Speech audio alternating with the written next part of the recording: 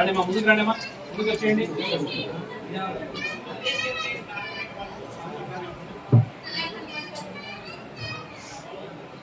ఏ బాబు ఏది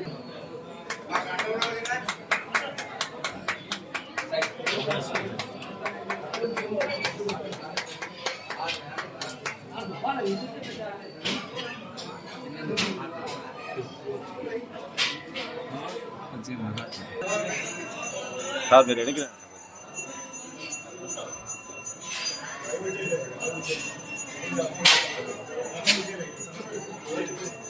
జూమ్ నాకున్నా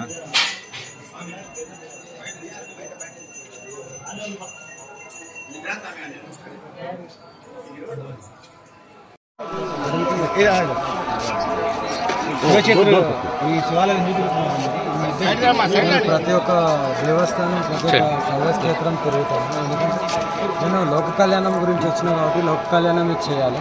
ప్రతి స్త్రీని కాపాడాలి. స్త్రీ మీద దాడులు కానీ గుళ్ళు ధ్వంసాలు కానీ గోహత్య కానీ బాగా ఎక్కువ జరుగుతుంది. దాన్ని కాపాడడానికే నా వంతు నేను లోక కళ్యాణం చేయడానికి మాత్రం వచ్చాను. ఈ శివాలయాలు పోతున్నారు, అక్కడ మీకు ఎలా పోలీసు వాళ్ళ సహకారం, ప్రభుత్వాల సహకారం కూడా బాగుంది. భక్తులు కూడా బాగా సహకరిస్తున్నారు. నా వంతు నేను వస్తున్నాను, పూజ చేసుకొని వెళ్తున్నాను, దర్శనం చేసుకొని. ఇప్పుడు ఎన్ని చిత్రాలు చూస్తున్నారు, ఇంకా ఏమేమి చూడాలనుకుంటున్నారు? 3 దేశాలు తిరిగాను. 3 దేశాలు, శ్రీలంక, బంగ్లాదేశ్, ఇండియా. ఇండియా అంటే మొత్తం తిరిగి అన్ని శైవక్షేత్రాలు, పెద్ద పెద్ద పుణ్యక్షేత్రాలు, శక్తిపీఠాలు, జ్యోతిర్లింగాలు కూడా తిరగడం జరిగింది. ఇప్పుడు నెక్స్ట్ శ్రీశైలం వెళ్తున్నాను. ముందైతే కర్నూలు వెళ్ళి నా కారు తీసుకొని ఆ తర్వాత శ్రీశైలం, విజయవాడ, లాస్ట్ ఇంకా ఆంధ్ర. మీకు ఖర్చులు అవుతుంది. ఇది నా కారు కాదు, నా కారు వేరే ఉంది. నాకు భక్తులు ఉంటారు, వాళ్ళు ఎవరైనా సరే, పెట్రోల్ అయినా సరే ఎవరైనా భక్తులు పోపిస్తారు. మొత్తం భక్తులకు ఏం చెప్పవచ్చు? కట్టర్ హిందూ అయితే ఎవరైతే ఉంటారో వాళ్ళకి మాత్రం నేను చెప్తున్నాను. సెక్యులర్ హిందువులకు నేను చెప్పట్లేదు. కట్టర్ హిందువు అని ఎవరు బతుకుతారో మన గుళ్ళని మనం కాపాడుకుందాం, మన ఆడపిల్లలను మనం కాపాడుకుందాం, గోహత్యను ఆపుదాం.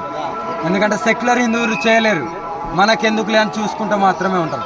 వాళ్ళకి మాత్రమే చెప్తున్నా. కట్టర్ ఎవరైతే ఉంటారో అందరం కలిసి కట్టుగా పోరాడి మన గుళ్ళు ధ్వంసం కాకుండా, ఆడపిల్లల మీద అత్యాచారాలు జరగకుండా, గోహత్య జరగకుండా మనం ఆపాలని అందరం కలిసి కట్టుగా పోరాడితే ఎంత పెద్ద విపత్తునైనా ఆపచ్చు. అది గవర్నమెంట్ వాళ్ళు కూడా సహకరించాలి. ఎందుకంటే వాళ్ళ ముంగట జరిగినా కూడా స్పందించట్లేదు.